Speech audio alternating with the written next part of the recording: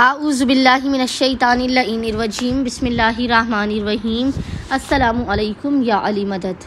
مومنین و مومنات کی خدمت میں آج ایک بے انتہا مجرب ترین اور آزمودہ ترین عمل و وظیفہ امیر المؤمنین علی ابن ابی طالب علیہ السلام کی بارگاہ سے لے کر آئے ہیں۔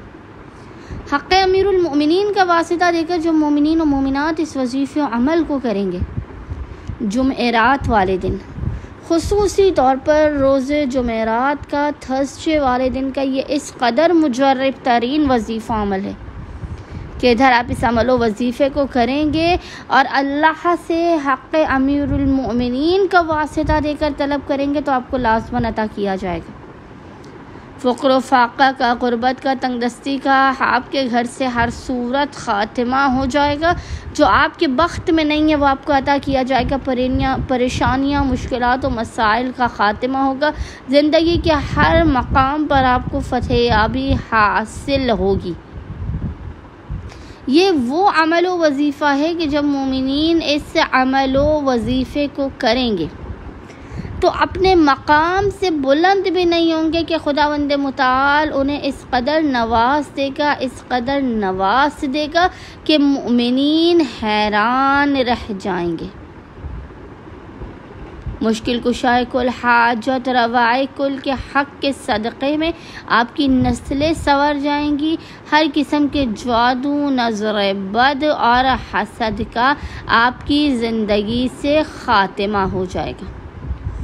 بس مومنین و مومنات نے کرنا یہ ہے کہ آج یعنی جمعرات والے پورے دن میں کسی بھی وقت نصف شب تک جب بھی آپ کو فرصت کے لمحات ملیں، آپ نے باوضو ہونا ہے اور باوضو ہونے کے بعد آپ نے سب سے پہلے 2 رکعت نماز حاجت پڑھ کے امیر المؤمنین علی ابن ابی طالب علیہ السلام کی بارگاہ میں پیش کرنی ہے۔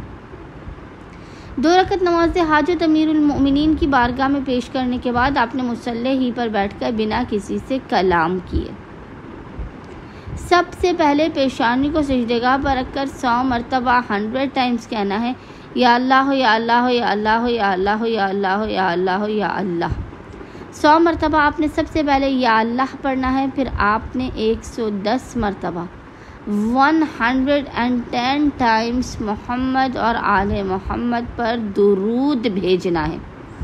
110 مرتبہ محمد اور آل محمد پر درود بھیجنے کے بعد آپ نے 1 مرتبہ سورہ حشر، یاد رکھیے گا پیشانی کو سجدگاہ سے ہٹا کر آپ نے 1 مرتبہ سورہ حشر، 1 مرتبہ سورہ واقعہ، 1 مرتبہ سورہ حشر، 1 مرتبہ سورہ واقعہ اور 7 مرتبہ 7 ٹائمز آپ نے سورہ اخلاص قل هو اللہ احد کی تلاوت کرتے ہیں۔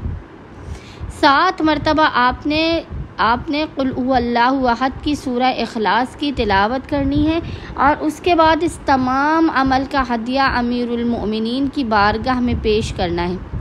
پیشانی کو سجدگاہ پہ رکھ کر آپ نے حق امیر المؤمنین کا واسطہ، حاجت روائے کل، مشکل کشائے کل کے حق کا واسطہ دے کر اپنی حاجات کو طلب کرنا ہے، اپنے مسائل کے خاتمے، اپنے رزق و روزی میں برکت کی دعا کرنی ہے۔